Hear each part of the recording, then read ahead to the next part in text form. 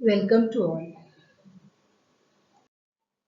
Myself, Sarita Uttam Rao Chandankar, Assistant Professor, Department of English, Srimati Vassalabai Naik, Mahila Mahavidyalaya, Pusat, District Yavatmal, Maharashtra State. My seminar is on Upagupta, the poem written by Rabindranath Tagore. One of his famous quotes, O beauty, find thyself in love, not in the flattery of thy mirror. It may be true for this poem. This poem is having chapters like this: brief biographical sketch of the poet, core meaning of the poem, and the poem is divided into two scenes: the first scene of the poem, second scene of the poem, and the conclusion itself. Firstly, we see brief biographical sketch of the poet. Rabindranath Tagore was a poet, painter, musician, and writer of short stories, novels, and vernaculars. Gotra, the Wreck, and the Home and the World are some of his best known novels. Hungry Stones, Mashi, and Broken Tiles are well known collections of his stories. Tagore's status as Bengali poet is unparalleled. Several of his poems have been set to music and today are a separate genre of folk music called Rabindra Sangeet. He translated his own Bengali compositions such as the Gitanjali into English, and these were published in 1913 with an introduction by the great Irish poet W.B. Yeats.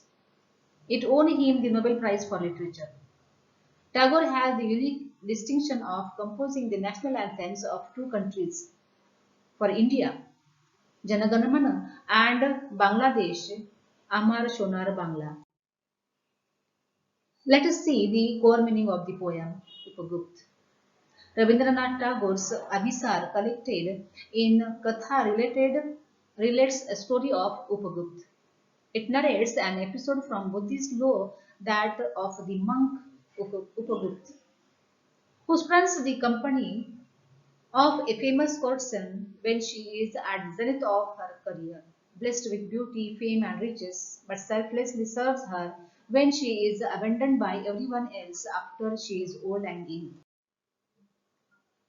As I have said, the poem is divided into two scenes. The first scene: Upagupt, the disciple of Buddha, lay asleep in the dust by the city wall of Mathura.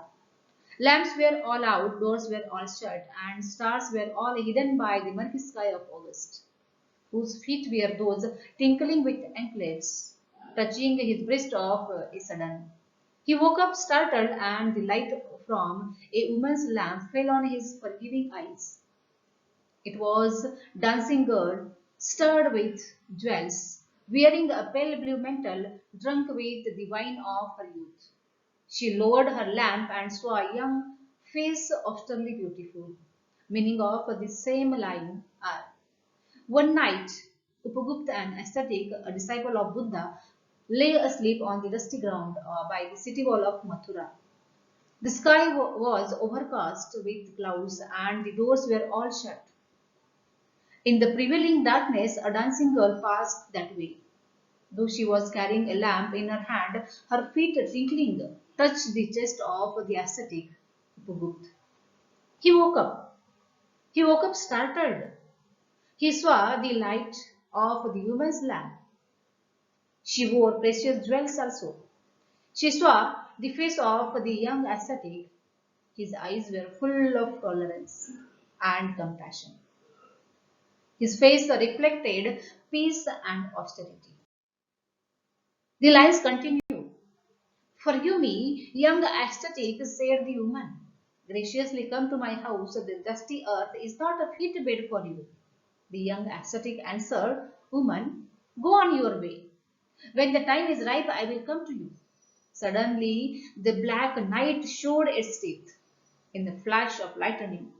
The storm growled from the corner of the sky, and the woman trembled in fear some unknown danger. See the meaning? The young woman begged to be forgiven for her fault to Upagupta. At the same time, struck by his physical charm, she is attracted by the beauty of the Upagupta. She invited him to come to her house. She said lovingly that the bare, dusty earth was not a fit bed for a handsome young man as he was. Upagupta simply advised her to go to her house. He, however, promised to visit her at the proper time. Suddenly, there was a flash of lightning in the clouds. The dancing girl was frightened to hear the thunder of the coming storm, as if it may be the coming storm. Now, the second scene appears. A year has not yet passed. It was evening of a day in April. In spring season, the branches of the wayside trees were full of blossom. Gay note of flute came floating in the warm spring air from afar. The citizens had gone to the woods for the festival of flowers. The days of the spring season, and it was the festival of flowers in spring season. The trees on the roadside were laden with flowers. The people were in merry mood. Some of them played sweet notes on the flute. A large number of people went to the woods to celebrate the festival. The lines continue. From the mid sky gazed the full moon on the shadows of the silent town. The young ascetic was walking along the lonely street, while overhead the lovesick quails uttered from the mango branches their sleepless plaint. Upagupta passed through the city gates and stood at the base of the rampart. The meaning of these same lines: as the night was lit with the full moon, the streets of the town were lonely. Upagupta was going on his way while lovesick quails were singing out their complaints from the mango trees. The ascetic passed through the city walls of the Mathura and stood at the base of the city wall. Was that a woman lying at his feet in the shadow of the mango grove? Stuck with black pestilence, her body spotted with sores of smallpox. She had been hurriedly removed from the town to avoid her poisonous contagion. Suddenly, Upagupta saw a woman lying in the shadow of the wall. She was the same dancing girl who had once invited the ascetic to her house. At the moment, she was afflicted with a deadly disease. Her whole body was covered with wounds. She had been forced to leave the town lest she should spread the disease there by her touch. She was alone and forsaken. The ascetic took pity on her. He did not hesitate to give her service and help. The last lines. The ascetic sat by her side, took her head on his knees, and moistened her lips with water and simmered her body with the sandal balm. Who are you, merciful one? Asked the woman. The time at last has come to visit you, and I am here, replied the young ascetic. The Upagupta, disciple of Buddha, he sat by her side, took her head on his knees, offered water to her thirsty, dry lips, and finally applied medicine to her wounds.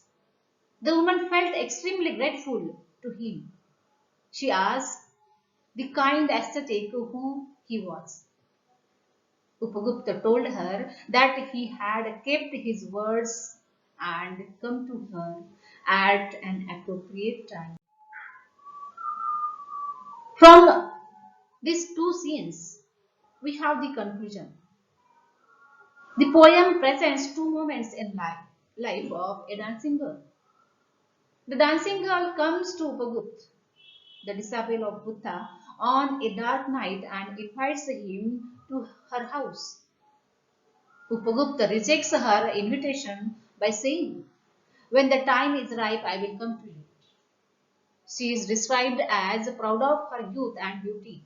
She meets the ascetic again after a long time when she is stricken with black pestilence and is thrown out of the city. The ascetic comes to her and consoles her. He says that it is the right time to visit her. Here we find the two moments. The two moments shown in the life of the girl, the dancing girl, are the two cardinal moments in her life. The poem may appear to have no moment, but it has in the case of the inner as well as the outer life of the dancing girl. A great change, transformation occurs in her life. The description of nature is also symbolic. On first meeting, the sky is dark without stars and lightning storm. In the dark night, the dancing girl was shown bright. When the jewels are singing like stars, metaphysically she is shown ignorant. In second meeting, the sky is bright with full moon. Buddha attained enlightenment on full moon night, whereas her life is dark with sorrow. Here, Tagore has shown the darkened side of life. The woman described as drunk with the wine of her youth experienced the pain of this pride later on. The poem depicts the inner transformation of the dancing girl. The ascetic remains the same in both the meetings. Earlier, she came to him as to any other attractive man. She was so proud of her youth that she couldn't see his spiritual beauty. It is in the second meeting that she finds it. The poem is rich with beautiful imagery. Here I conclude my seminar. Thank you.